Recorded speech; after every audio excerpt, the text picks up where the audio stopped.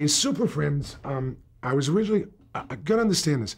I'm the guy who bought the Flintstones when I was working for an agency called Wade Advertising back in the 60s. We had one-a-day vitamins and Alka-Seltzer and Miles Nervine.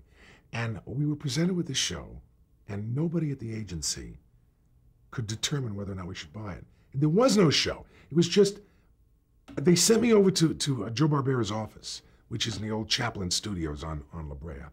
And there were 250 drawings on the walls. And Joe Barbera did all the voices for me. And I was sitting there by myself. And in a room, when you're the only person in the audience, and if you don't laugh, it's very quiet. So Joe did all the voices. And I came back to the office and I said, you know what? I said, it's a Stone Age version of The Honeymooners. And I don't know if I would watch it, but I think we should buy it. And we bought it. So Joe never forgot that. And we would see each other. And then when I came a chance to do a part on Super Friends, I did Grodd the Gorilla. Now, the late Ted Cassidy was playing the part of the Brainiac, but he died. So I came in and I replaced him also. I am the Brainiac. There was a voice I did there. Other people on that show included Olin Soule as Batman. He was about 70 at the time.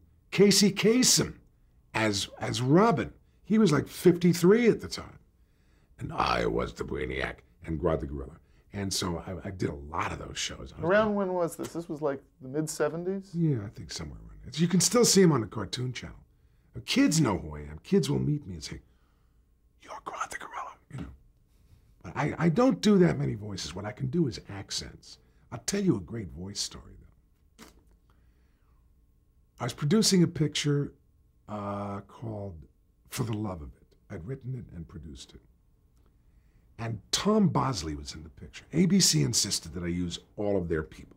So I had to use Deborah Raffin, Tom Bosley, and I hired a bunch of friends like Henry Gibson, what have you. Bosley played a part, and then when we had to do some looping, Bosley was busy, out of town. So I went in and did Bosley's voice. Now, he didn't believe that I'd done his voice. I said, that's me, Tom, when we looked at the screening. No, it's not you. I said, Tom, it's me doing you. He didn't believe me. I said, I'll prove it to you. Dial your house. He dials his house, gives me the phone. Hi, honey, this is Tom. Listen, I've got a guy here who thinks he knows how to do my voice. Just a second. And I handed him the phone. So it was, I've done Tom Bosley a few times.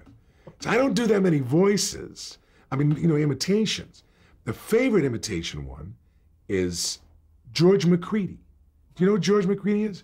For those of you who don't know who it is, George McCready is a guy with a scar on his face who played Rita Hayworth's husband in Gilda, played in the movie Paths of Glory, and he's a very upscale, patrician kind of voice.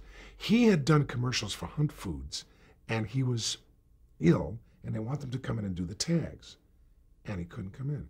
So the word went out, who can do George McCready? And I did George McCready. I said, now George McCready spoke this way.